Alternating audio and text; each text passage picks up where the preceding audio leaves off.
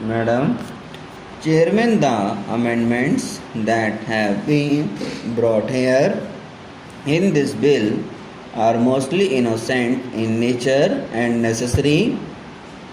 Some of them are not at all important, but there are few clauses which I would like to be highlighted here. I would request the Honorable Minister to reconsider whether these can be reframed in such a manner that certain controversies which may occur in future we are not there. There should be no chance of such a controversy in the bill. I would request the Minister to consider in that light. Coming to clause 5 of the bill, it has been suggested that the central government may also appoint public prosecutor or additional public prosecutor when the state government is there to appoint public prosecutor or additional public prosecutor either in high court or in district court.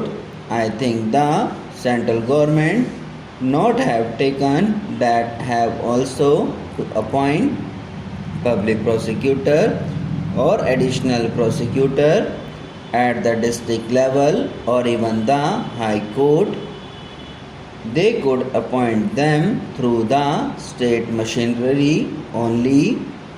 If there are two sets of public prosecutors in a particular court, one for the central government and the other for the state government, holding two different views, then there will be some confusion in certain cases where the central government may require the help of certain public prosecutor.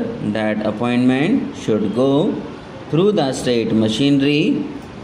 They may require the help of certain public prosecutors that have been appointed by the state government itself. If it comes to directly appointing any public prosecutor for any court, then in that case the jurisdiction of a particular court may arise and certain other confusion may also arise there. So to avoid that sort of misunderstanding or holding of different views by different sets of public prosecutors, I think public appointment of any public prosecutor should be by the state alone and not directly by the central government.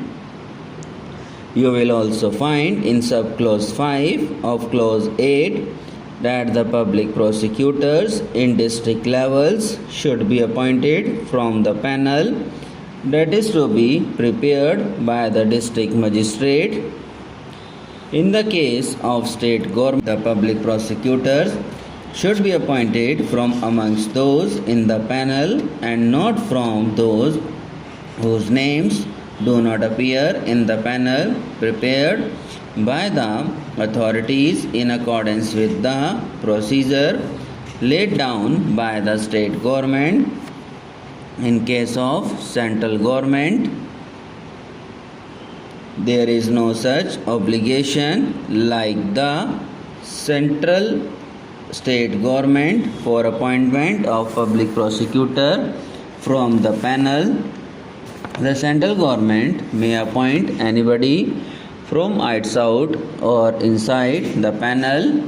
In that case, I would request the minister to consider that the standard is maintained. Otherwise, arbitrations will arise and unnecessarily the advocates will try to earn the favor of certain officers. Even though the name is not in the panel, they will get the appointment of that person as a public prosecutor in the district level.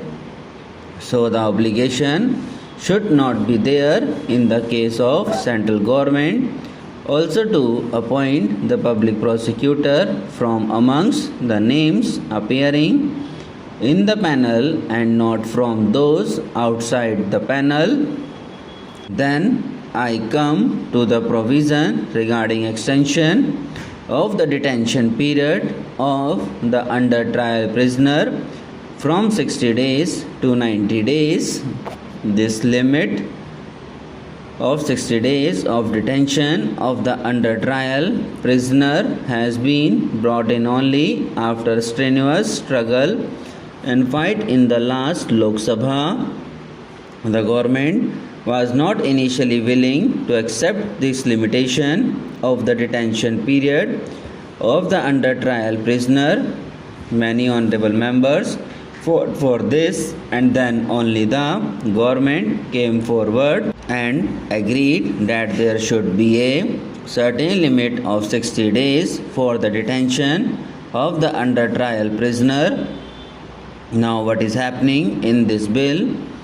The police officers never care for completing the investigation within a certain specified period.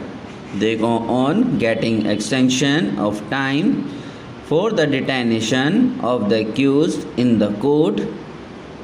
The under trial prisoner does not know when and in which way actually his case will be dealt with, whether it will be adjudicated or how the case will be finalized. All that is not certain, and the police officers, I said, do not care to complete the investigation within a specified period.